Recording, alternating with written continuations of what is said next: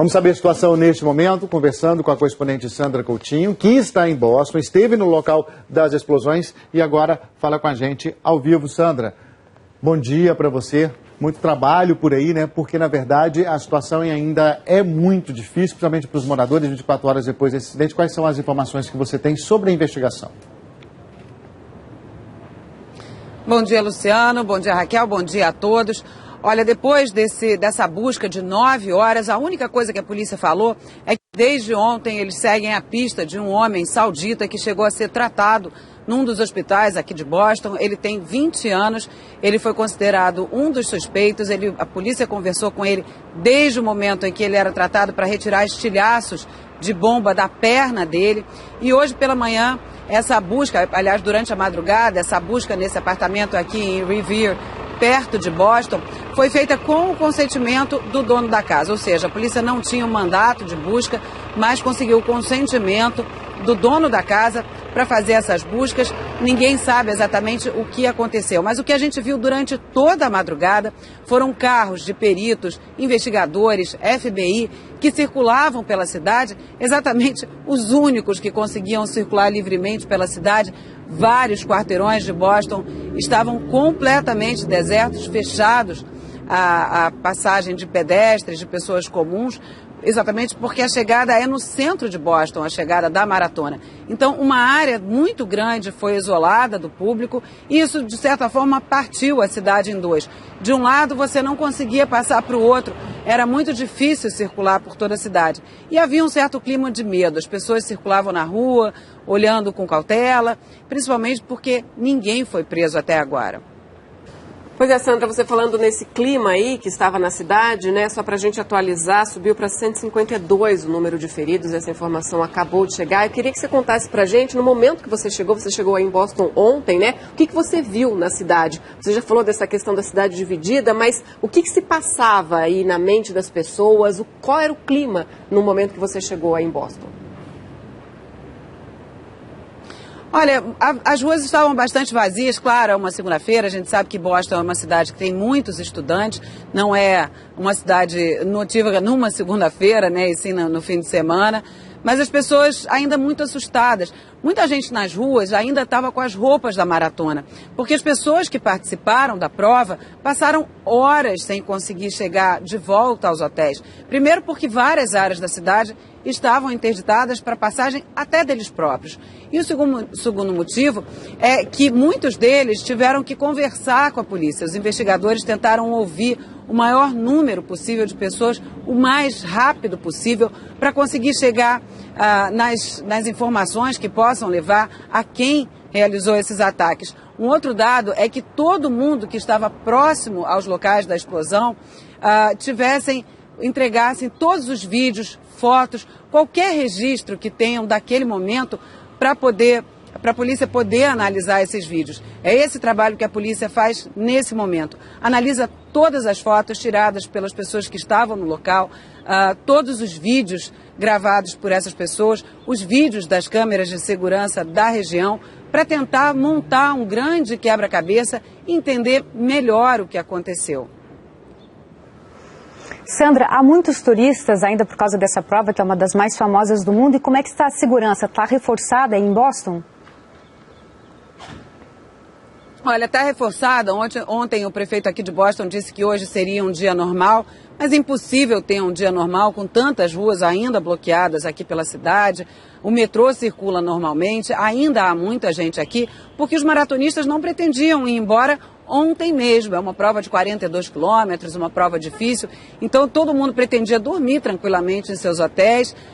O movimento de saída começa exatamente hoje, muita gente já voltando para casa. A gente mesmo acabou de ver 131 brasileiros participaram da prova, e hoje muita gente começa a deixar a cidade. Mas por enquanto o que há é um clima de perplexidade. Boston sempre foi considerada uma cidade muito tranquila e todo mundo se pergunta, mas por que aqui? Né? Muita gente fica discutindo, será que foi um ataque interno, será que foi um ataque vindo de algum grupo estrangeiro? Muita gente suspeita da segunda opção, porque ontem era o dia do Patriota aqui em Boston, um feriado local aqui de Boston, Então muita gente considerava que era possível que fosse um ataque exatamente para marcar esse dia em que as pessoas de Boston celebram o patriotismo, uma data lembrada ainda da época em que os Estados Unidos eram uma colônia britânica. Eu conversei com alguns corredores que descreviam um pouco dessa perplexidade. Vamos ver a reportagem. Regina tinha acabado de cruzar a linha de chegada quando ouviu a primeira explosão. Só ouvi um estrondo muito forte. Não vi nada. Tinha muita fumaça. Meu marido me puxou e corremos para longe, conta ela. Passamos o dia em frente à TV. Cruzamos com corredores que depois vimos caídos entre as vítimas da explosão. Choramos várias vezes diante das imagens, conta o advogado de Chicago. Esta corretora ainda estava correndo. Lembra que os carros de polícia passaram no meio dos competidores para avisar que a prova tinha acabado. Foi horrível, disse ela. De volta a conversar com Sandra Coutinho. Ô, Sandra, você falava aí do Patriot Day, quer dizer, é um dia importante aí na cidade de Boston. Você falava dessa ligação histórica também com os Estados Unidos, é uma cidade muito importante nessa questão histórica, mas também essa data, a corrida, a maratona, ela não foi escolhida só por causa desse feriado também não, né? Foi para lembrar também outros ataques, feridos e vítimas de outros ataques, e é justamente por isso que a polícia talvez possa fazer essa ligação com um possível ataque terrorista. Não falo isso oficialmente, claro que a imprensa internacional e aí nos Estados Unidos já está tratando como um ataque terrorista, mas não é bem isso que oficialmente o governo está dizendo neste momento. O governo está tomando um extremo cuidado. A gente ontem viu, o presidente Barack Obama falou aos americanos, ele tomou um extremo cuidado para em nenhum momento citar um ato terrorista. Ele apenas disse, nós vamos encontrar quem fez isto e punir os responsáveis. Em nenhum momento o governo assumiu que seria um ataque terrorista, mas é o sentimento de toda a imprensa, é assim que está sendo tratado aqui nos Estados Unidos. A gente falava dos feridos. Entre os 152 feridos que ainda estão em 7 hospitais aqui de Boston, 17 se encontram em estado crítico. Isso significa que muita gente ainda vai ter que passar por novas cirurgias e 25 estão em estado grave. As 8 crianças que foram admitidas em hospitais aqui de Boston já se encontram fora de perigo. Nenhuma delas está nessa lista de pessoas consideradas em estado grave ou crítico. Isso é uma pequena boa notícia diante de tantas más notícias nessa manhã, principalmente um dia depois de dos mortos ser justamente um menino de 8 anos, Martin Richards. Já se tem o nome dele, foi divulgado também hoje de manhã. E a esperança dos familiares é que as pessoas que estão em estado com ferimentos mais leves comecem a ser liberadas dos hospitais ainda hoje. Sandra, e ontem, por precaução, a Agência de Aviação Civil fechou temporariamente o espaço aéreo na região de Boston. Eu queria saber hoje como é que está essa situação de aeroportos, se a vida na cidade continua normal, os transportes funcionando normalmente, porque até o metrô foi paralisado ontem nessa região, né? O metrô chegou a ficar parado por algumas horas, mas hoje de manhã a promessa do prefeito é que tudo voltasse a funcionar normalmente para que a cidade sentisse o mínimo possível o impacto do que aconteceu ontem. O espaço aéreo também começa a ser reaberto, principalmente pelo que eu dizia mais cedo. Muita gente com passagem marcada para ir embora de Boston hoje. Por isso a polícia fez esse grande esforço para ouvir o maior número possível de corredores ainda ontem, por saber que muita gente veio do exterior para poder correr a maratona aqui em Boston, para que eu recolhesse o máximo de dados possíveis, o máximo de fotos, o máximo de vídeos possíveis antes que essas pessoas partissem aqui de Boston. Mas a segurança continua reforçada em várias cidades americanas. O alerta máximo foi dado para essas cidades: Nova York, Washington, Miami, Los Angeles, São Francisco. As principais cidades americanas tiveram a segurança reforçada e vai passar assim. Ninguém disse quando esse alerta vai ser reduzido, mas a princípio durante toda essa semana o ataque vai ser elevado, o alerta vai ser elevado para todas essas cidades principais aqui dos Estados Unidos. Sandra, entre as hipóteses que estão sendo levantadas para tentar descobrir quem foram os autores dos ataques, já se fala em grupos americanos extremistas que são contrários à imposição de limites para armas de fogo nos Estados Unidos, a imprensa americana já está citando essa possibilidade? Essa seria uma das hipóteses para a imprensa americana também?